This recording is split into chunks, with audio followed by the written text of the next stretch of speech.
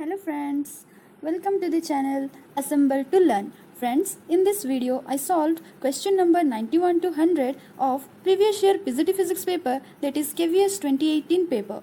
Already I completed question number 71 to 90 in my last videos. अगर अभी तक आप लोगों ने उन वीडियोस को नहीं देखा है तो ज़रूर जाके देख लीजिए। तो चलिए शुरू करते हैं आज के लिए क्वेश्चन नंबर 91 से। So question number 91 is three infinitely long thin straight parallel wires with uniform linear charge density lambda 1, lambda 2 and lambda 3 are kept as shown in the figure. So for wire 3 to experience no net electric force, the value of lambda 2 is.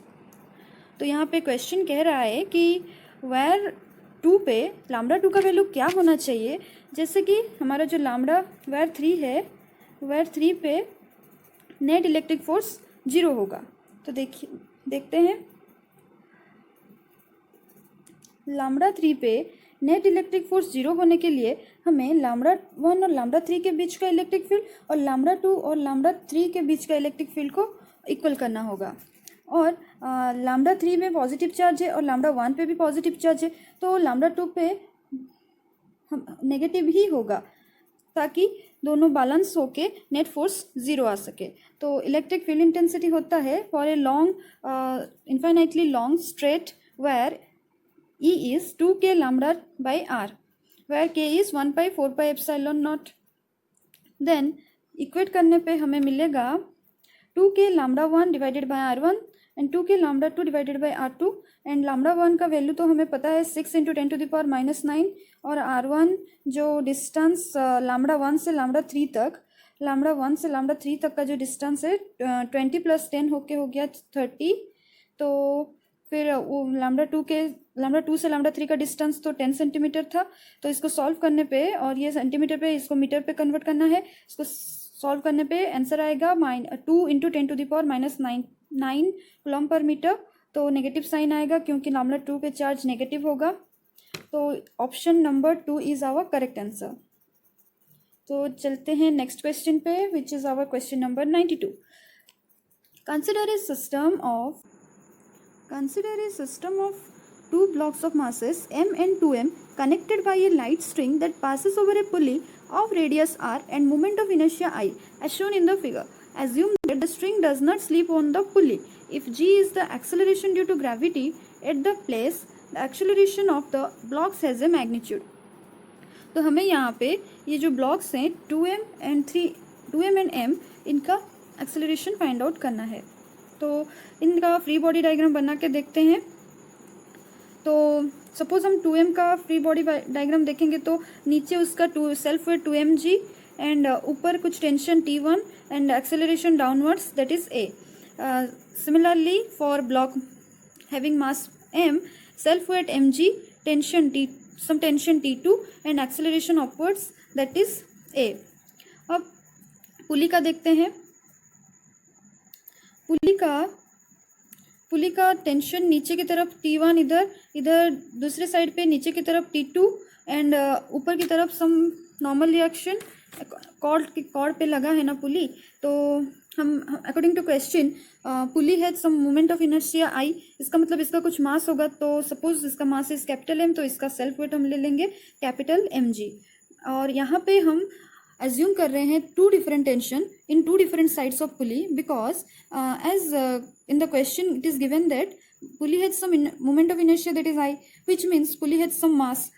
String also does not slip over pulley and pulley frictionless भी नहीं है, यहाँ से पता चल रहा है। तो this is not an ideal pulley, hence दोनों साइड में अलग अलग टेंशन हमें कंसिडर करना पड़ेगा। तो देखते हैं इक्वेशन फॉर 2m हो जाएगा 2mg minus T1 that is 2ma and for mass m T2 minus mg is equal to ma। फिर हम equation of torque about centre लेंगे पुली के लिए, तो हमें मिलेगा T1r minus T2r is equal to I alpha। I is moment of inertia and alpha is angular acceleration. तो हमारा जो एक्सेलरेशन होता है a, वो होता है अल्फा r। जब पुली यहाँ पे एक रोटेटिंग डिस्क के लाइक रोटेट कर रहा है, तो फिर हम I के जगह पे mr²/2 पुट कर देंगे फॉर दिस केस। तो हमें T1r T2r इसको सॉल्व करने पे हमें, और अल्फ़ा का वैल्यू a/√2 अल्फ़ा का वैल्यू a/r पुट करने पे हमें T1/T2 कैपिटल Ma/2 मिल गया। और यहाँ पे हमें तो मास गिवन नहीं है क्वेश्चन पे, हमें गिवन है आई, तो हम मास को आई के रिस्पेक्ट में लिखेंगे तो हमारा कैपिटल M हो जाएगा 2I डिवाइडेड बाई r²। तो अभी हम इक्वेशन 1, 2 और 3 को अगर ऐड करेंगे तीनों के इक्वेशंस को तो हमें मिल जाएगा 2mg minus T1 2mg minus T1 plus T2 minus mg plus T1 minus T2। Finally हम इसको सॉल्व करेंगे तो mg equal to 3ma plus Ma/2। तो यहाँ पे जो कैपिटल M का वैल्यू है इसको हम पुट करेंगे 2I/r², तो हमें मिल जाएगा IA डिवाइडेड बाई r²। तो इसको सॉल्व करने पे फाइनली हमें एक्सेलरेशन का वैल्यू मिलेगा a is equal to g divided by 3 plus I divided by mr²। यहाँ पे स्मॉल m ही होगा। तो ये option number 1 g/i/mr²। Option number 3 is our option number 2 is our correct answer. तो नेक्स्ट क्वेश्चन चलते हैं। Next question is 93 is block hangs vertically from a cord in a lift which is moving down. The lift has a deceleration of 2.2 meter per second square before coming to a stop. If the tension in the cord is 90 Newton तो block का मास क्या होगा, हमें ये find out करना है। तो एक लिफ्ट लेंगे, लिफ्ट का केस है ये।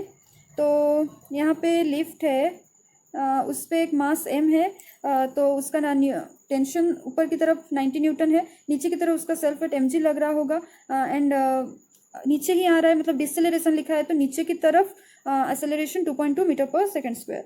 तो यहाँ पे इक्वेशन बन जाएगा mg minus T is equal to ma। तो इसको सॉल्व करने पे हमें मास का m का वैल्यू 11.8 kg मिल जाएगा, जो कि है our option number 3 is correct answer. चलिए 94 पे। 94 is batsman deflects a ball of mass 0.15 kg by an angle of 30 degree without changing its initial speed. Speed change नहीं हो रहा है, which is equal to 72 kilometre per hour. Speed पहले जो था बाद में भी वही है। What is the impulse imparted to the ball. Impulse क्या होगा वो फाइंड आउट करना है। तो अगर हम उसका डायग्राम ड्रॉ करेंगे तो सपोज ऐसे यहाँ ए से ओ तक बॉल आया, तो ये बैट है, बैट पे लगा तो इनिशियल वेलोसिटी ऐसे आया, फिर फाइनल वेलोसिटी भी वही होगा v फाइनल। ओ से ओ को टच करने के बाद वो बी पे चला गया, मतलब उसका पाथ है ये। और दोनों के बीच का एंगल 30 दिया था तो ये 15 हो गया।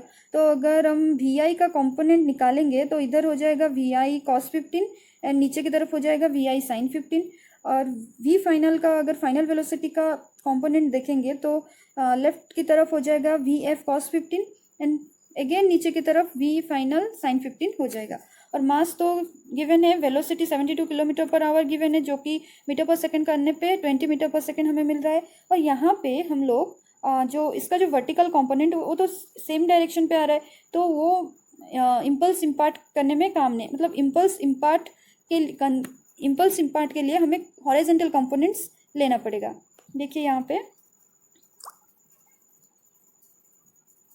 horizontal component of velocity are to be considered for imparting impulse as vertical components are in the same direction. Thus, impulse in the vertical direction is 0. Impulse imparted to ball, change in momentum. तो impulse क्या होता है, generally change in momentum होता है। तो हम initial momentum and final momentum consider करेंगे। तो हमारा इनिशियल मोमेंटम हो जाएगा minus mvi cos 15 and final momentum हो जाएगा mvf cos 15।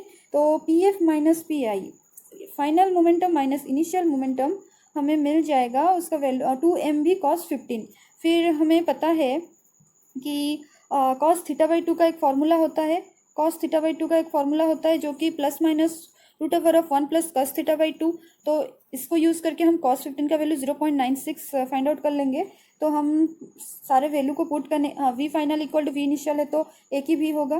तो हमें फाइनली आंसर मिल जाएगा 5.8 kg मीटर पर सेकेंड, जो कि ऑप्शन नंबर 3 पे दिया गया है। ओके, देन क्वेश्चन नंबर 95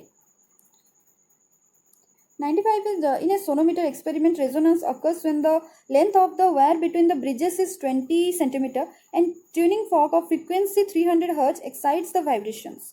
तो ट्यूनिंग फॉर्क का फ्रीक्वेंसी 400 हर्ट्ज यूज होगा तो resonant length of the wire will be, मतलब 300 हर्ज यूज हो रहा है तो 20 सेंटीमीटर लेंथ है, 400 हर्ज यूज होने पे लेंथ क्या होगा। तो एक रिलेशन है, relation between frequency and length होता है, frequency is inversely proportional to length, तो फ्रीक्वेंसी इंटू लेंथ कांस्टेंट हो गया, तो new 1 L1 equal to new 2 L2, तो हमें न्यू 1 का वैल्यू पता है, L1 का पता है, न्यू 2 का वैल्यू पता है, तो L2 मिल जाएगा by calculating and putting all this values, तो वो हो गया 15 सेंटीमीटर, जो कि ऑप्शन नंबर 2 इज करेक्ट।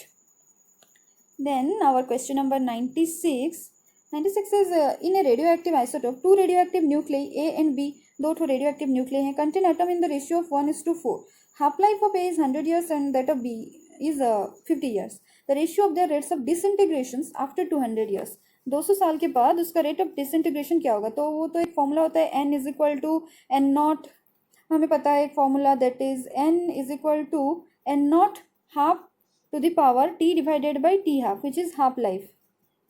देखिए हाफ लाइफ, तो यहाँ पे हमें उनका इनिशियल जो था उसका रेशियो गिवन है 1:4, और T half life for A है 100 year, half life for B is 50 year, जो कितने साल बाद हो रहा है, जो टाइम पीरियड दिया है 200 years। तो वैल्यू अगर हम इक्वेशन अगर ऐसे पुट करेंगे n A divided by n B is equal to n naught A divided by n naught B whole into half to the power 200/100 and half to the power 200/50, तो उसको solve करने पे हमें 1:1 ratio मिल जा रहा है after disintegration, तो इसका आंसर हो जाएगा option number 1। 97 is internal energy of an ideal gas, internal energy of an ideal gas depends on, internal energy कहाँ पे डिपेंड करता है, प्रेशर पे, ना वॉल्यूम पे, ना टेम्परेचर पे, ना nature of the gas only, तो ये तो हो जाएगा टेम्परेचर ओनली, क्योंकि हमें पता है delta U is equal to n C v delta T, तो इंटरनल एनर्जी टेम्परेचर पे ही डिपेंड करेगा। ठीक है, तो नेक्स्ट चलते हैं 98 पे।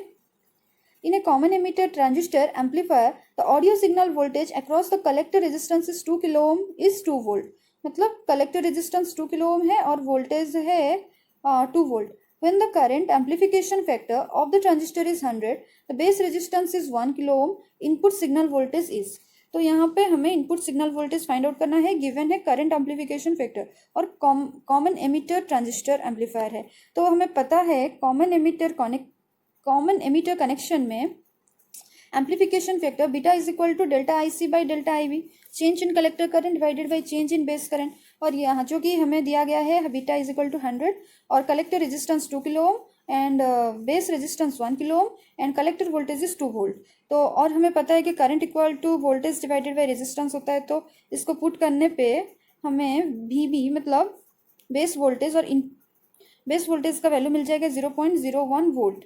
हमें क्या पूछा था, input signal voltage is the base voltage, तो हमारा आंसर हो जाएगा ऑप्शन नंबर 3 0.01 वोल्ट।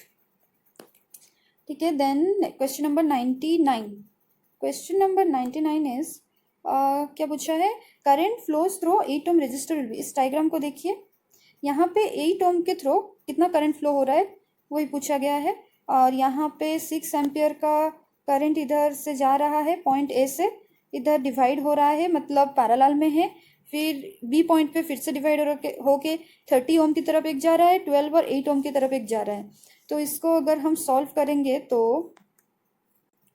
देखिए यहाँ पे 12 एंड 8 तो सीरीज में है, तो ये हो गया 20 ओम इक्विवेलेंट रेजिस्टेंस, फिर ये जो हो गया हमारा 20 और ये है 30, ये दोनों तो पैरेलल पे हैं, तो यहाँ पे हो जाएगा 20 और 30 पैरेलल, तो उनका इक्विवेलेंट रेजिस्टेंस हो जाएगा 12 ओम। फिर ए बी सी की तरफ, ए बी एंड सी की तरफ अगर हम देखते हैं, ए बी सी की तरफ अगर हम देखते हैं तो 18 ओम एंड जो निकला विथ 18 ओम एंड जो निकला 12 ohm, 18 and 12 ohm are in series which is equal to 30, ये हो गया। फिर अगर हम ए डी सी की तरफ देखते हैं, अगर हम ए डी सी की तरफ देखते हैं तो 40 ohm and 20 ohm are also in series, तो हमें मिल गया 60 ओम। तो यहाँ पर देखिए दैट इज अगर यहाँ से ए पॉइंट से 6 एम्पियर का करंट जा रहा है, एक 30 ओम है एक 60 ओम है, तो करंट सी में क्या होगा, इसके लिए एक फॉर्मूला होता है current in any of the two branches, current in any of the two branches is equal to total current into other resistance, मतलब जिस रेजिस्टेंस के रिस्पेक्ट में हमें निकालना है उसको नहीं लेना है, दूसरे वाले रेजिस्टेंस को लेना है और उन दोनों का सम लेना है। तो देखते हैं, तो हमें यहाँ पे अक्रॉस 30 फाइंड आउट करना है। अक्रॉस 30 ओम हमें फाइंड आउट करना है कितना करंट होगा। तो I equal to total current 6 लेंगे और इसका दूसरा वाला रेजिस्टेंस लेंगे दैट इज 60 और टोटल हो गया 60 प्लस 30 90, तो हमें मिल गया 4 एम्पियर। तो 4 एम्पियर किधर जा रहा है, डायग्राम पे देखेंगे तो इस तरफ जो जा रहा है वो है 4 एम्पियर, पर बी पॉइंट पे फिर से डिवाइड हो रहा है। तो जैसे हम सॉल्व किए थे वैसे वापस जाएंगे तो देखेंगे 4 एम्पियर जो जा रहा है वो एक 20 ओम पे डिवाइड हो रहा है, 20 ओम के लिए और एक 30 ओम के लिए। तो हमें तो 20 ओम के लिए फाइंड आउट करना है क्योंकि यहाँ पे 12 और 18 जो है 12 और 18 ही मिलके 20 हुए हैं, तो इस 20 ओम के लिए जो निकलेगा वही 8 ओम के लिए होगा। तो हमें 20 ओम के लिए फाइंड आउट करना है। तो current across 20 ohm is total current 4 ampere into उसका दूसरे वाला रेजिस्टेंस दैट इज 30 और टोटल 20 प्लस 30 50, तो हमें मिल गया 12/5 2.4 एम्पियर। तो current flows through 8 ohm resistor will be 2.4 ampere, which is our option number 2 is correct. तो next our last question that is question number 100। इसमें क्या है, the length of an object is measured to be 0.07900, number of significant figure in this measurement। तो हमें significant figure find out करना है। एक rule होता है कि अगर एक डेसिमल पॉइंट है तो इसकी तरफ जीरो, इसके तरफ जो जीरो होंगे इनको सिग्निफिकेंट नंबर कंसिडर नहीं करते हैं। तो इस क्वेश्चन में ओनली 7900 4 सिग्निफिकेंट नंबर बनेंगे। तो ऑप्शन कौन सा ऑप्शन सही होगा, ऑप्शन नंबर 3 इज करेक्ट, जो कि गिवन है 4। तो यहाँ पे कंप्लीट होता है क्वेश्चन नंबर 100। अगर आप लोगों को ये वीडियो अच्छा लगा तो वीडियो को लाइक करें और अपने दोस्तों के साथ शेयर करें एंड चैनल को सब्सक्राइब करें। तो